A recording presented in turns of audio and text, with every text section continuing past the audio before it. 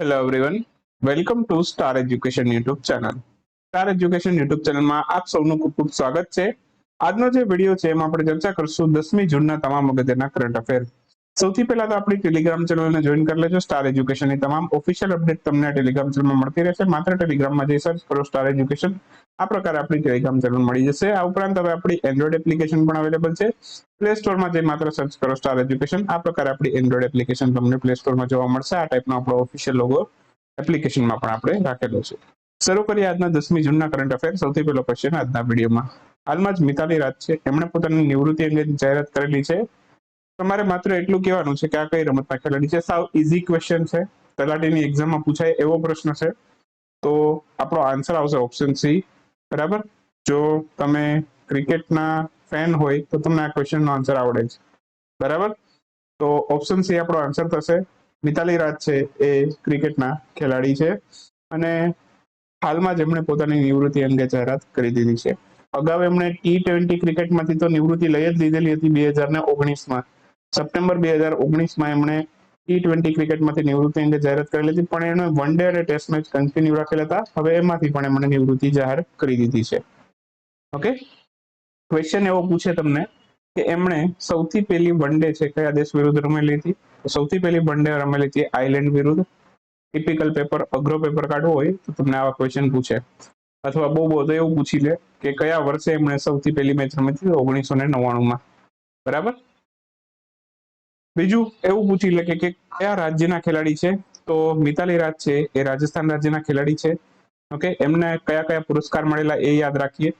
તો એમને અર્જુન એવોર્ડ મળેલો છે, પદ્મશ્રી પુરસ્કાર મળેલો છે, મેજર ધ્યાનચંદ ખેલ રત્ન પુરસ્કાર મળેલો છે. આ બધા જ પુરસ્કાર એમને મળેલા છે. અર્જુન એવોર્ડ 2003માં મળેલો હતો, પદ્મશ્રી 15માં અને મેજર ધ્યાનચંદ ખેલ રત્ન 21માં. બરાબર. પહેલા આ પુરસ્કાર રાજીવ ગાંધી ખેલ રત્ન પુરસ્કાર તરીકે ઓળખાતો હતો. ત્યારબાદ છે 2021માં જ આને મેજર ધ્યાનચંદ ખેલ રત્ન પુરસ્કાર એવું નામ આપવામાં આવેલું. નામ કોણે આપેલું? આ પ્રધાનમંત્રી નરેન્દ્રભાઈ મોદીએ. હાલમાં ચૂંટણી પંચ દ્વારા છે રાષ્ટ્રપતિની ચૂંટણી અંગેનું ટાઈમ ટેબલ જાહેર કરવામાં આવેલું છે. પ્રશ્ન એવો છે કે રાષ્ટ્રપતિની ચૂંટણીની પ્રક્રિયા અંગેની જોગવાઈ છે બંધારણના કયા અનુચ્છેદમાં કરવામાં આવેલી છે? તો બહુ મસ્ત ક્વેશ્ચન છે. હાલમાં રાષ્ટ્રપતિની ચૂંટણી છે હવે જુલાઈ મહિનામાં થશે. બરાબર. એપ્રોક્સ 24 કે 17 જુલાઈ આજુબાજુ છે રાષ્ટ્રપતિ રામનાથ કોવિંદ છે એમનો કાર્યકાળ સમાપ્ત થાય છે. બરાબર. રાષ્ટ્રપતિનો કાર્યકાળ કેટલો હોય? 5 વર્ષનો. બરાબર. તો એમનો કાર્યકાળ છે એ 2017માં રાષ્ટ્રપતિ બનેલા હતા. તો 17 ને 5 22. હવે જુલાઈ મહિનામાં એમનો કાર્યકાળ સમાપ્ત થશે. તો આ માટે હવે નવી ચૂંટણી થશે રાષ્ટ્રપતિની. ઓકે. અને એનું પ્રશ્ન હવે આપણે આમાંથી એવો પૂછ્યો છે કે આ ચૂંટણી પ્રક્રિયા, રાષ્ટ્રપતિની ચૂંટણી પ્રક્રિયા છે બરાબર, એની જોગવાઈ કયા અનુચ્છેદમાં જોવા મળે છે? તો આની જોગવાઈ કરેલી છે અનુચ્છેદ નંબર 55માં. આપણો આન્સર આવશે અનુચ્છેદ નંબર 55. તો હાલમાં જ ચૂંટણી પંચે છે રાષ્ટ્રપતિની ચૂંટણી અંગેનું ટાઈમ ટેબલ જાહેર કરેલું છે. હાલના મુખ્ય ચૂંટણી કમિશનર કોણ છે? ચૂંટણી પંચની વાત આવી તો મુખ્ય ચૂંટણી કમિશનર ખબર હોવા જોઈએ. રાજીવ કુમાર આપણા મુખ્ય ચૂંટણી કમિશનર છે. ચૂંટણી પંચમાં મુખ્યત્વે 3 સભ્યો હોય. એક મુખ્ય ચૂંટણી કમિશનર હોય જે રાજીવ કુમાર છે અને 2 અન્ય ચૂંટણી કમિશનર હોય. ચલો, આ 2 અન્ય ચૂંટણી કમિશનરમાંથી તમારે માત્ર અત્યારે મને એક ચૂંટણી કમિશનર છે એમનું નામ કહેવાનું છે. બરાબર. 2 માંથી અત્યારે એક જ ચૂંટણી કમિશનર છે, એકની જગ્યા છે ખાલી છે. બરાબર. 2 અન્ય ચૂંટણી કમિશનર હોય પણ એ 2 માંથી એકની જગ્યા ખાલી છે, કેમ કે જે અન્ય ચૂંટણી કમિશનરની અંદર જે રાજીવ કુમાર હતા એને જ બનાવી દીધા મુખ્ય ચૂંટણી કમિશનર. તો આમની જગ્યા ખાલી પડી અને એ હજી ખાલી જ છે. બરાબર. તો અત્યારે માત્ર એક જ અન્ય ચૂંટણી કમિશનરની અંદર માત્ર એક જ ચૂંટણી કમિશનર છે. બરાબર. તો એનું નામ તમારે મને કહેવાનું છે કોમેન્ટમાં. બરાબર. જોઈએ કેટલા લોકોને આવડે છે. મેં અગાઉ વાત કરેલી જ છે તમને. તો આગળ વધીએ. હવે રામનાથ કોવિંદ છે એમણે વર્ષ 2017ની અંદર જે રાષ્ટ્રપતિની ચૂંટણી થઈ હતી એમાં એમણે કેટલા ટકા વોટ મેળવેલા? એક ક્વેશ્ચન એવો પણ પૂછે. તો એમણે મેળવેલા 67% વોટ. રાષ્ટ્રપતિની ચૂંટણીમાં રાષ્ટ્રપતિ રામનાથ કોવિંદે અગાઉ કેટલા વોટ મેળવેલા હતા? 67% વોટ મેળવેલા હતા. બરાબર. ત્યાર પછીની વાત કરું તો રાષ્ટ્રપતિની ચૂંટણી પરોક્ષ રીતે થાય. રાષ્ટ્રપતિની ચૂંટણીમાં કોણ કોણ ભાગ લે આવો પણ પ્રશ્ન પૂછે તો સંસદના બંને ગૃહો. સંસદના 2 ગૃહોમાં કોણ કોણ આવે? લોકસભા અને રાજ્યસભા. બરાબર. આ ઉપરાંત છે તમામ રાજ્યની અને કેન્દ્ર શાસિત પ્રદેશોની વિધાનસભાના ચૂંટાયેલા સભ્યો છે એ પણ આની અંદર ભાગ લેતા હોય છે, બરાબર. તો આટલું આમાંથી યાદ રાખીશું. ત્યારબાદ રાષ્ટ્રપતિ છે એને પોતાના હોદ્દાના શપથ કોણ અપાવે એવો પ્રશ્ન પૂછે તો હોદ્દાના શપથ અપાવે સુપ્રીમ કોર્ટના મુખ્ય ન્યાયાધીશ, બરાબર. તો આટલા અગત્યના પોઈન્ટ છે, આમાંથી તમે યાદ રાખી શકો છો. ત્યારબાદ રાષ્ટ્રપતિની ચૂંટણી રાષ્ટ્રપતિ બનવા માટેની લાયકાત પૂછી શકે તમને કે રાષ્ટ્રપતિ બનવા માટેની લાયકાતમાં નીચેનામાંથી કયું વિધાન સાચું છે, કયું વિધાન ખોટું છે. તો એના માટે આપણે યાદ રાખીશું ઓછામાં ઓછા 50 મતદારો છે એની ભલામણ અને અન્ય 50 મતદારોનું સમર્થન હોવું જરૂરી છે. ભારતના નાગરિક હોવા જોઈએ. ઓછામાં ઓછી ઉંમર છે 35 વર્ષ હોવી જોઈએ. જો આ ખાસ યાદ રાખજો, રાષ્ટ્રપતિ બનવા માટે ઓછામાં ઓછી ઉંમર કેટલી હોવી જોઈએ? 35 વર્ષ, બરાબર. આ ખાસ યાદ રાખીશું. અને કેન્દ્ર કે રાજ્યની અંદર છે લાભનું પદ ધરાવતા ના હોવા જોઈએ, બરાબર.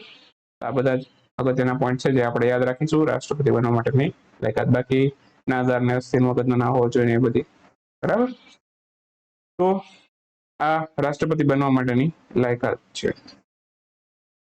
બાકી રાષ્ટ્રપતિ સંબંધિત અનુચ્છેદોની વાત કરીએ તો અનુચ્છેદ નંબર 52 રાષ્ટ્રપતિના પદની જોગવાઈ કરેલી છે. 55 ની અંદર છે રાષ્ટ્રપતિની ચૂંટણી પ્રક્રિયાનું વર્ણન કરેલું છે. 56 ની અંદર છે રાષ્ટ્રપતિના કાર્યકાળ વિશે વાત કરેલી છે. 58 રાષ્ટ્રપતિની લાયકાતની જોગવાઈ કરેલી છે. પ્રશ્ન પૂછે રાષ્ટ્રપતિની લાયકાત અંગેની જોગવાઈ કયા અનુચ્છેદમાં કરેલી છે? અનુચ્છેદ નંબર 58 ની અંદર, બરાબર. રાષ્ટ્રપતિના શપથ અને પ્રતિજ્ઞાનું વર્ણન અનુચ્છેદ નંબર 60 કરેલું છે. અને રાષ્ટ્રપતિ ઉપર જે મહાભિયોગની પ્રક્રિયા છે એનું વર્ણન કરેલું છે અનુચ્છેદ નંબર 61.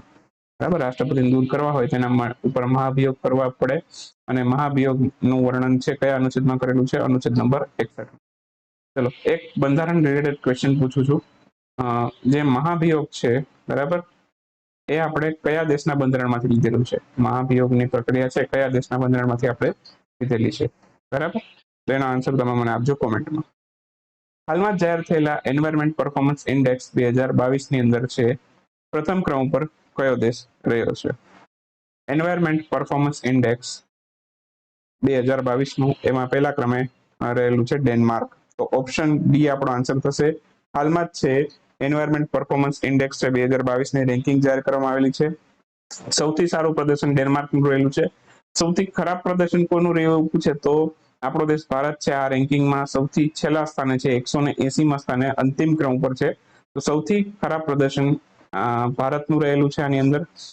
ત્યારબાદ આ રેન્કિંગની અંદર છે બીજા ક્રમ ઉપર છે યુનાઇટેડ કિંગડમ છે અને ત્રીજા ક્રમ ઉપર છે ફિનલેન્ડ છે, બરાબર. ટોપ 3 દેશોની રેન્કિંગ યાદ રાખીશું. બાકી ભારતના પાડોશી દેશોની રેન્કિંગ જોઈએ તો મ્યાનમાર 179માં ક્રમ ઉપર છે ભારતથી એક જ ક્રમ ઉપર. બાંગ્લાદેશ 177માં ક્રમ ઉપર છે. પાકિસ્તાન 176માં ક્રમ ઉપર છે. નેપાળ 162 ઉપર. ચીન 160માં ક્રમ ઉપર. શ્રીલંકા 132 ઉપર, બરાબર. તો આ એકચ્યુઅલમાં રેન્કિંગ છે યુરોપીય દેશોએ તૈયાર કરેલી છે. ઓકે, તો સ્વાભાવિક છે એ દેશો ઉપર જ હશે અને આ બધા એશિયાના દેશો તમે જોવો છો એકદમ બોટમમાં રાખેલા છે, બરાબર. તો દેટ્સ વાય છે આ રેન્કિંગના પેરામીટર પણ મેં સર્ચ કરવાની ટ્રાય કરેલી કે આમાં કયા કયા પેરામીટરને ધ્યાનમાં લીધેલા છે, પણ મને કશું એટલું બધું કંઈ ખાસ આમાં મળેલું નહીં કઈ રીતે તૈયાર કરેલી છે એમણે રેન્કિંગ. સો આગળ વધીએ હવે. તાજેતરમાં ભારતે કયા રાજ્ય ખાતેથી છે અગ્નિ-4 મિસાઇલનું સફળ પરીક્ષણ કરેલું છે? ભારતે અગ્નિ-4 મિસાઇલનું સફળ પરીક્ષણ કરેલું છે ઓડિશા ખાતેથી. ઓડિશામાં કઈ જગ્યાએથી? એપીજે અબ્દુલ કલામ આઇસલેન્ડ પરથી. તો હાલમાં ડીઆરડીઓ દ્વારા અગ્નિ-4 મિસાઇલનું સફળ પરીક્ષણ કરવામાં આવ્યું છે ઓડિશાના એપીજે અબ્દુલ કલામ આઇસલેન્ડ ખાતેથી. આની રેન્જ પૂછી શકે તો 4000 કિલોમીટરની સ્ટ્રાઇક રેન્જ છે. લાંબા અંતરમાં પ્રહાર કરવા માટે આ મિસાઇલ ઉપયોગી બને, બરાબર. અને આ જે મિસાઇલ છે, બરાબર, એ intermediate nuclear capable ballistic missile છે. કેવા પ્રકારની મિસાઇલ છે? ન્યુક્લિયર કેપેબલ બેલેસ્ટિક મિસાઇલ છે. ઓકે, અને સરફેસ ટુ સરફેસ પ્રકારની મિસાઇલ છે. આ પણ આપણે યાદ રાખીએ. તો આટલા અગત્યના પોઈન્ટ છે જે આપણે આમાંથી યાદ રાખીએ. હાલમાં જ જાહેર થયેલા ફૂડ સેફ્ટી ઇન્ડેક્સ 2022માં ગુજરાત કેટલામાં ક્રમ ઉપર રહેલું? તો ફૂડ સેફ્ટી ઇન્ડેક્સ છે હમણાં જ જાહેર કરવામાં આવેલું છે. ગુજરાત આમાં બીજા ક્રમે છે, બરાબર. ઓપ્શન બી આપણો આન્સર થશે. આ રેન્કિંગની અંદર છે, બરાબર. હાલમાં જ આ ફૂડ સેફ્ટી રેન્કિંગ છે, ઓકે, આનું ચોથું સંસ્કરણ જાહેર કરવામાં આવ્યું છે. આ રેન્કિંગ કોણે જાહેર કરેલી એવું પણ પૂછે તો FSSAI દ્વારા આ રેન્કિંગ જાહેર કરવામાં આવી છે અને આ વર્ષે 2022ના રોજ આનું ચોથું સંસ્કરણ છે. સૌથી પહેલું 2018-19માં જાહેર થયેલું હતું, જે જૂન 2019માં પબ્લિશ થયેલું. બાકી ઓવરઓલ કેટેગરીની અંદર છે પહેલા સ્થાન ઉપર તમિલનાડુ રહેલું છે. એ તમે ઓફિશિયલ જોઈ શકો છો. પહેલા ક્રમ ઉપર તમિલનાડુ છે, ત્યાર પછી બીજા ક્રમ ઉપર છે ગુજરાત છે, ત્રીજા ક્રમ ઉપર મહારાષ્ટ્ર છે. નાના રાજ્યની કેટેગરીની અંદર છે પ્રથમ સ્થાન ગોવાને મળેલું છે અને કેન્દ્ર શાસિત પ્રદેશોમાં પ્રથમ સ્થાન મળેલું છે જમ્મુ કાશ્મીરને. બાકી અહીંયા ટોપ 3 દરેક કેટેગરીના લખી દીધા છે. તમે રીડ કરવા તો કરી શકો છો. ઓવરઓલમાં તમિલનાડુ, ગુજરાત, મહારાષ્ટ્ર, નાના રાજ્યમાં ગોવા, મણિપુર, સિક્કિમ અને કેન્દ્ર શાસિત પ્રદેશની અંદર જમ્મુ કાશ્મીર, દિલ્હી અને ચંદીગઢ. ખાસ યાદ રાખીશ. ત્યારબાદ આગળ જશું. હાલમાં જ પીએમ કેર ફોર ચિલ્ડ્રન યોજના હેઠળ છે બાળક 18 વર્ષનું થાય ત્યારે પ્રતિ માસ બાળકને કેટલા રૂપિયા આપવામાં આવશે? બાળક 18 વર્ષનું થાય ત્યારે પ્રતિ માસ બાળકને મળશે 4,000 રૂપિયા. તો ઓપ્શન બી આપણો આન્સર હશે. હાલમાં જ પીએમ કેર ફોર ચિલ્ડ્રન યોજના છે. સૌથી પહેલા તો એ જાણો કે આ જે યોજના છે એમાં કેવા બાળકોનો સમાવેશ કરવામાં આવશે. તો એવું બાળક જેમના માતા પિતા બંને અથવા તો જેમના એક જ માતા અથવા તો પિતા છે હયાત હતા, એમનું પણ અવસાન છે થઈ ગયું 11 માર્ચ 2020 થી લઈ અને 28 ફેબ્રુઆરી 2022ના સમયગાળા દરમિયાન. ફરી એક વખત આ તારીખ સાથે યાદ રાખજો. 11 માર્ચ 2020 થી લઈ બરાબર અને 28 ફેબ્રુઆરી 2022 આ સમયગાળા દરમિયાન જે બાળકનું માતા પિતા બંને અવસાન પામેલા છે અથવા તો એક જ માતા હતા એ બાળકને અથવા તો એક જ પિતા હતા એ પણ આ સમયગાળા દરમિયાન અવસાન પામી ગયા. તો એવા બાળકો છે, માત્ર એવા બાળકો એને આ યોજનાનો લાભ મળશે. બરાબર. તો બાળક 18 વર્ષનું થશે ત્યારે 4,000 રૂપિયા એમને આપવામાં આવશે. એ પહેલા શું? બરાબર, આ તો 18 વર્ષનું થાય પછી એટલું મળશે. એ પહેલા શું?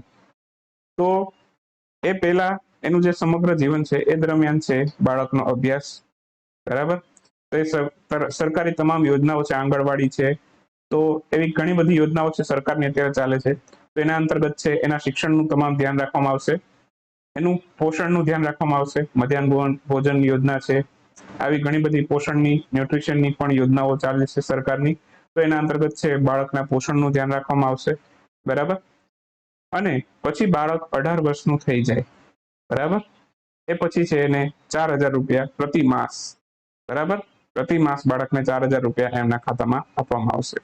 એટલું જ નહીં, આ ઉપરાંત છે બાળક 23 વર્ષનું થઈ જાય, સમગ્ર કોલેજનો અભ્યાસ પૂરો કરી લે, 23 વર્ષનું થઈ જશે ત્યારે એને લમસમ અમાઉન્ટ આપવામાં આવશે. અને કેટલું આપવામાં આવશે? 10 લાખ રૂપિયા.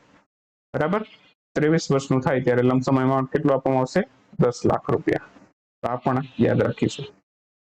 પીએમ કેર ફોર ચિલ્ડ્રન યોજના છે, આમાંથી એટલા પોઈન્ટ યાદ રાખવાના. વાત કરીએ આજના ક્વિક ન્યૂઝની. ક્વિક ન્યૂઝમાં સૌથી પહેલો ક્વેશ્ચન આજના વિડીયોમાં. હાલમાં જ યુનિસેફ ઇમ્યુનાઇઝેશન ચેમ્પિયન એવોર્ડ છે એનાથી કોને સન્માનિત કરવામાં આવેલું છે? તો આ પુરસ્કારથી ઉમર નાસીરને સન્માનિત કરવામાં આવેલા છે. તો આન્સર આવશે ઉમર નાસીર. 17મા એશિયા મીડિયા સમિટ 2022નું આયોજન કયા શહેરમાં કરવામાં આવેલું? આ કરવામાં આવેલું ફિજીમાં. તો આન્સર આવશે ફિજી. ખેલો ઇન્ડિયા યુથ ગેમ્સ 2021 એમાં ભાગ લેનાર સૌથી ઓછી ઉંમરની કબડ્ડી ખેલાડી કોણ બન્યું છે? તો સૌથી ઓછી ઉંમરના કબડ્ડી ખેલાડી બન્યા છે એતુ મંડલ. એતુ મંડલ. આ રાનો મંડલ નથી, ધ્યાન રાખજો, એતુ મંડલ છે. બરાબર, મોન્ડલ એ નથી, મંડલ છે. તાજેતરમાં ભારત કયા દેશ દ્વારા છે આયોજિત વિશ્વના સૌથી મોટા યુદ્ધ અભ્યાસ રીમ ઓફ ધ પેસિફિક ની અંદર ભાગ લેશે? તો ભારત છે રીમ ઓફ ધ પેસિફિક યુદ્ધ અભ્યાસની અંદર ભાગ લેશે અને આ વિશ્વનો સૌથી મોટો યુદ્ધ અભ્યાસ છે.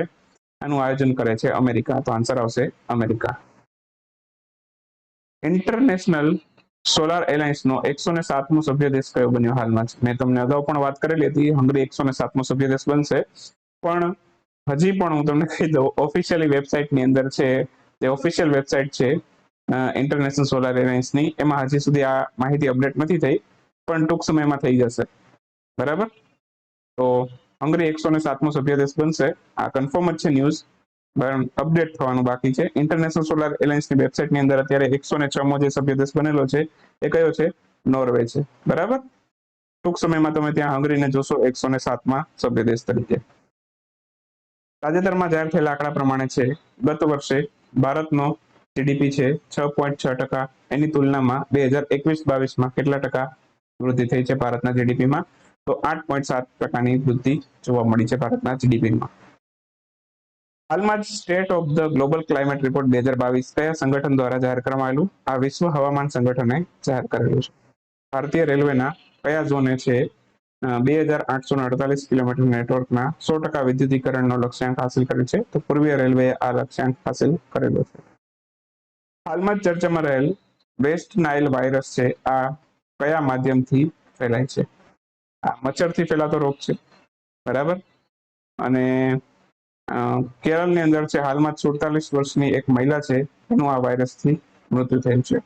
આ વાયરસ થાય એટલે એના લક્ષણો શું છે?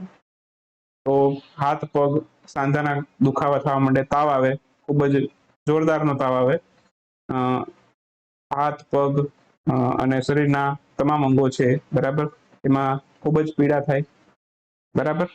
અને મગજને લગતી પણ બીમારી થઈ શકે આ તાવના કારણે, બરાબર.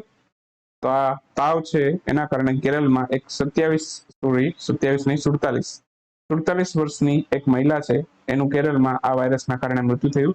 ધેટ્સ વાય આ ટોપિક ચર્ચામાં છે. એક મંકી પોક્સ પણ ચર્ચામાં છે અને એક આ પણ ચર્ચામાં છે. આ વાયરસ યાદ રાખજો, વેસ્ટ નાઇલ વાયરસ. આ વાયરસ છે નાઇલ નદીના કિનારેથી મળે, આની શોધ થઈ હતી નાઇલ નદીના કિનારેથી, બરાબર. તો ત્યાં વસવાટ કરતા લોકોમાં આ વાયરસ જોવા મળેલો, નાઇલ નદીના કિનારે વસવાટ કરતા લોકોમાંથી. તો ધેટ્સ વાય આને નામ આપી દીધું નાઇલ વાયરસ, બરાબર. પેલા આવી જ રીતે હતું, જે સ્થળેથી જે વાયરસ મળે એના નામ ઉપરથી એને નામ આપી દીધા, બરાબર. પણ હવે WHO છે એને કોરોના વાયરસ દરમિયાન જે બધું થતું હતું, બરાબર, તો એના કારણે છે હવે આલ્ફા બીટા ગામા આવી રીતે નવા નામકરણ જાહેર કર્યા છે વાયરસોના, બરાબર. તો એ બધું અલગ વસ્તુ છે, એના ઉપર ક્યારેક આપણે પછી નિરાતે ચર્ચા કરશું, બરાબર. વિડીયો આજનો સમાપ્ત થાય 10મી જૂનનો. મળીએ આવતીકાલે 11મી જૂનના વિડીયોમાં. ત્યાં સુધી રજા લેશું. આવજો, બાય બાય, ગુડ નાઇટ, સુતાથી. Thank you for watching Star education.